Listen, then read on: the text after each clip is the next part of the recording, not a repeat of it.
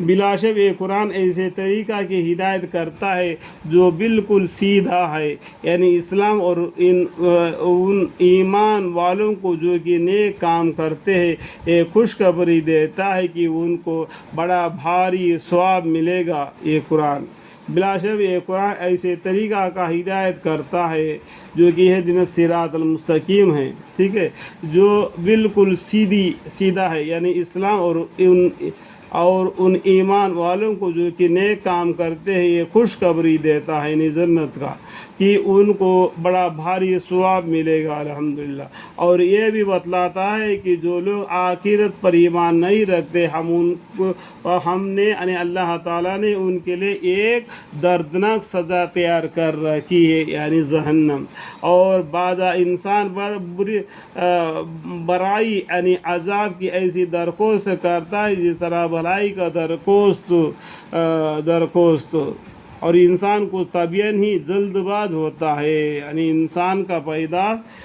انسان جلد بازی ہو جاتا ہے۔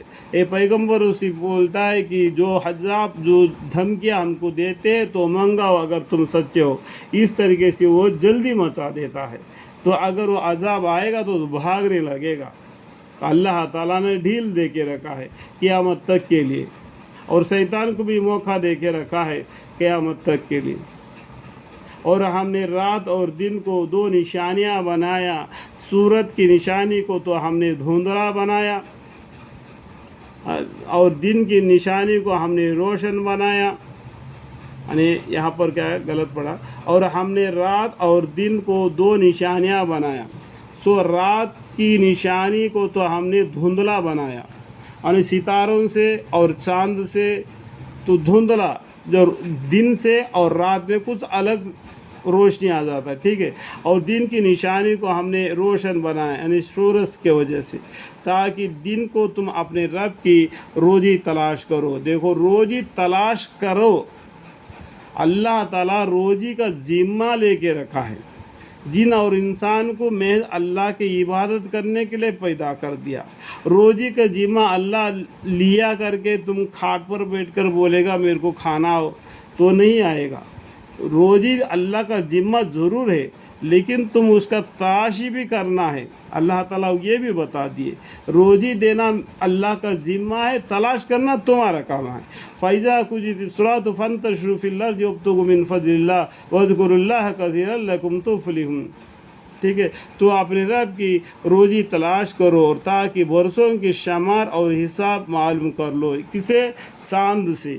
مسلمان کسے حساب کرنا برسوں کا گنتی؟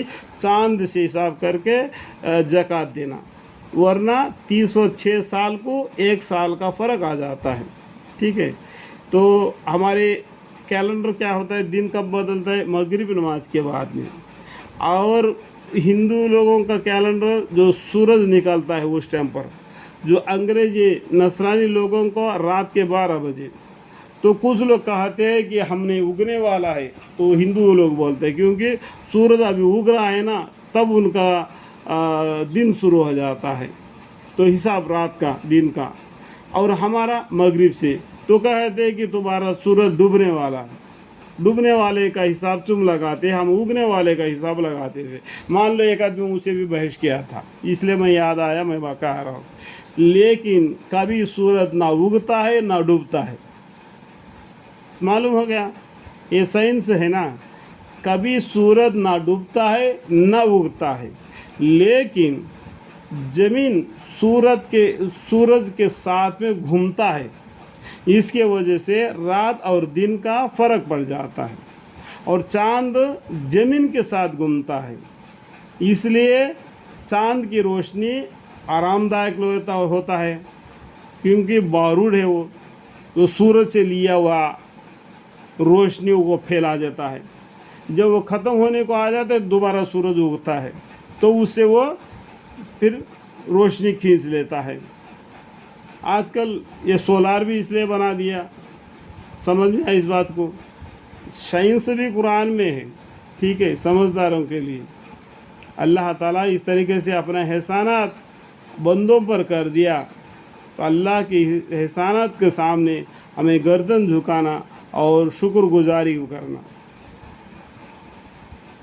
تم اپنے رب کی روزی تلاش کرو اور تاکہ برسوں کے شمار اور حساب معلوم کر لو، اور ہم نے ہر چیز کو خوب تفصیل کے ساتھ بیان کیا ہے۔ قرآن میں ہر چیز کے بارے میں تفصیل سے بیان کر دیا ہے۔ اگر تم سمجھ کر پڑھو تو سمجھ میں آ جائے گا، دیگر کتابوں کو پڑھو گے اور بھی تمہارا دماغ کو معنی مطلب سمجھ میں آیا۔ نہیں معلوم ہو تو اللہ سے دعا مانگے، یا اللہ مجھے علم عطا فرما، یا اللہ مجھے علم عطا فرما، وقل رب زدنی علما۔